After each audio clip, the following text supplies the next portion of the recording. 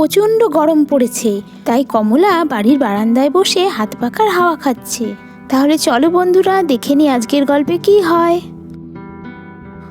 বাবা, যা গরম পড়েছে! এই গরমে সবারই নাজেহাল অবস্থা। ভালোই হয়েছে দুষ্টু মিষ্টি স্কুলে চলে গেছে। এখন আমি কিছুক্ষণ বসে একটু হাওয়া খাই। সেই কবে থেকে টিভিতে দেখাচ্ছে বৃষ্টি হবে বৃষ্টি হবে, বৃষ্টি তো হচ্ছেই না, উল্টে দিনে দিনে গরম বাড়ছে। চারিদিক গাছপালা সব শুকিয়ে গেছে, কবে যে বৃষ্টিটা হবে কে জানে। আমার তো খুব গরম লাগছে। যাই, আমি বরং পুকুর থেকে একটা ডুব দিয়ে আসি, এই সময় পুকুরের জলটা ঠান্ডাই থাকবে। এই বলে কমলা গামছা আর বালতি নিয়ে পুকুরের দিকে চলে গেল।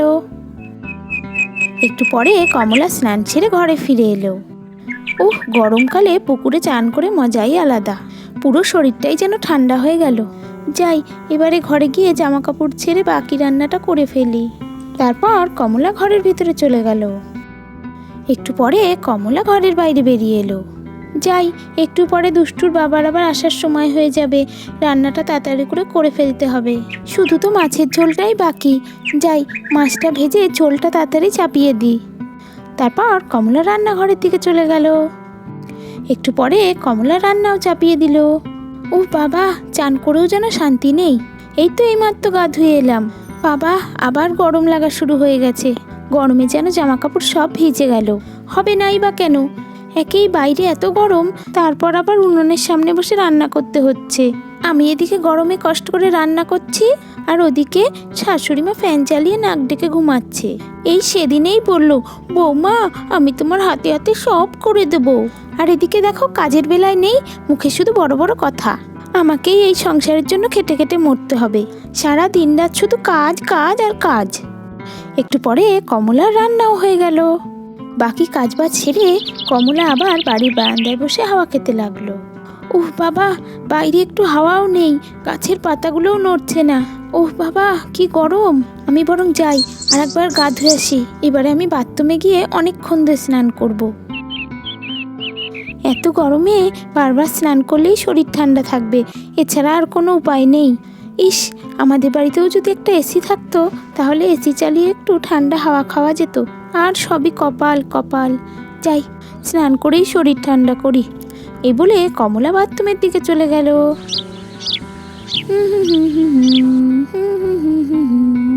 ভালোই হয়েছে দুষ্টু মিষ্টি বাড়িতে নেই, দুষ্টু মিষ্টির বাবারও আসতে কিছুক্ষণ সময় লাগবে। আমি আজকে তাহলে স্নান করার অনেকটা সময় পাবো।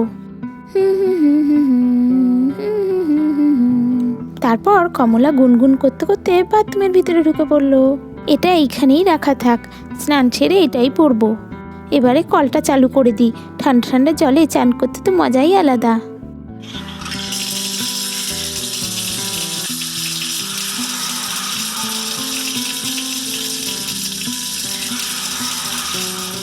বাবা, কি সুন্দর ঠান্ডা জলটা! এবারে তাড়াতাড়ি করে বাথটাবের মধ্যে নেমে পড়ি। দরজাটা তো আটকানো হয়নি, তাড়াতাড়ি করে দরজাটা আগে আটকে দিই, কেউ যদি চলে আসে। এবারে ঠিক আছে, এবারে আমি নিশ্চিন্তে অনেকক্ষণ ধরে স্নান করব, কেউ আমাকে বিরক্ত করবে না। তারপর কমলা গুনগুন করতে করতে বাথটাবের ভিতরে বসে চান করতে লাগলো।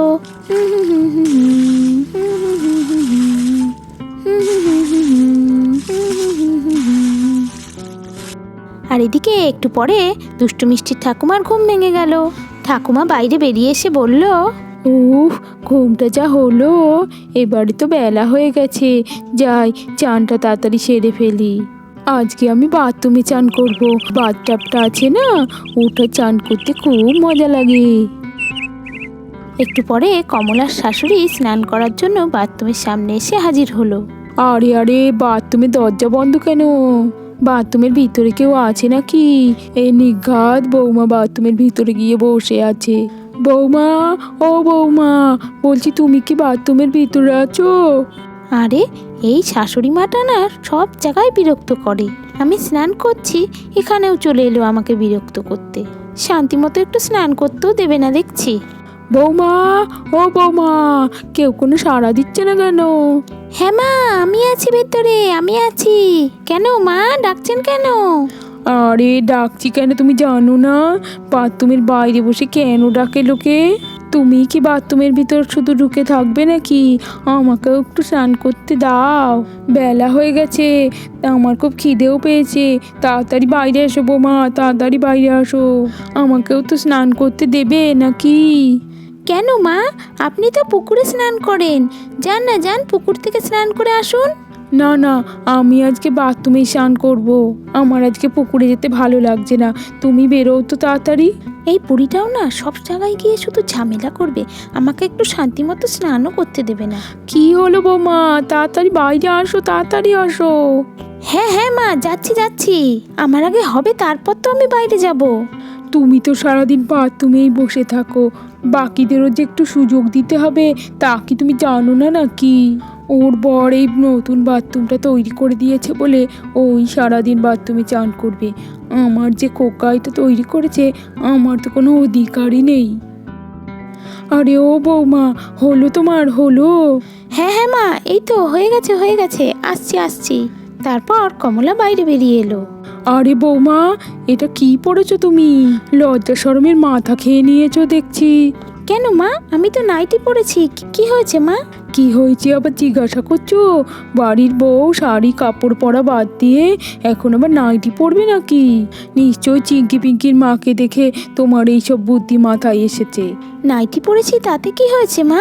এত গরম পড়েছে, গরমে কি আর শাড়ি পরে থাকা যায়? ওই জন্যই তো এটা পরলাম। আর এটা তো আপনার ছেলেই আমাকে এনে দিয়েছে। হ্যাঁ, খোকা, খোকা তোমাকে এইসব এনে দিয়েছে পড়ার জন্য?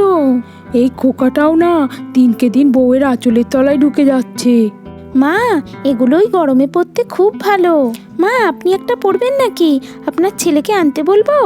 হ্যাঁ, আমি এসব পরবো না, একদম ফালতু কথা বলবে না। নিজে তো যা খুশি তাই করছে, আবার আমাকেও বলছে নাকি নাইটি পরতে। এবার যাও তো যাও, গিয়ে ভাত বাড়ো, আমাকে একটু শান্তি করে স্নান করতে দাও। ঠিক আছে মা, যাচ্ছি যাচ্ছি। এই বলে কমলা সেখান থেকে চলে গেল। আর কমলার শাশুড়ি বাথটবে বসে চান করতে লাগলো। আহ, কি ভালো লাগছে ঠান্ডা ঠান্ডা জলে চান করে। এইবারে বুঝতে পেরেছি বৌমা কেন একটু পরপরই বাথরুমে এসে চান করে। এত ঠান্ডা জল পেলে তো সবারই চান করতে ইচ্ছা করবে। উহ বাবা, গরম থেকে একটু শান্তি পেলাম যেন। তারপর কমলার শাশুড়ি খুব মজা করে বাথটবে বসে চান করতে লাগলো। তাহলে বন্ধুরা, আজকের ভিডিওটি তোমাদের কেমন লাগলো অবশ্যই কমেন্ট করে জানাবে। আর ভিডিওটি ভালো লাগলে একটা লাইক করতে ভুলো না বন্ধুরা। এইরকমই দুষ্টু মিষ্টি মজার মজার পুতুলের গল্প দেখার জন্য এক্ষুনি চ্যানেলটিকে সাবস্ক্রাইব করে নাও তোমরা, যাতে নতুন নতুন ভিডিও দেখতে তোমাদের মিস না হয়ে যায়। আজকের মতো টাটা, আবার তোমাদের সাথে দেখা হচ্ছে নেক্সট এপিসোডে।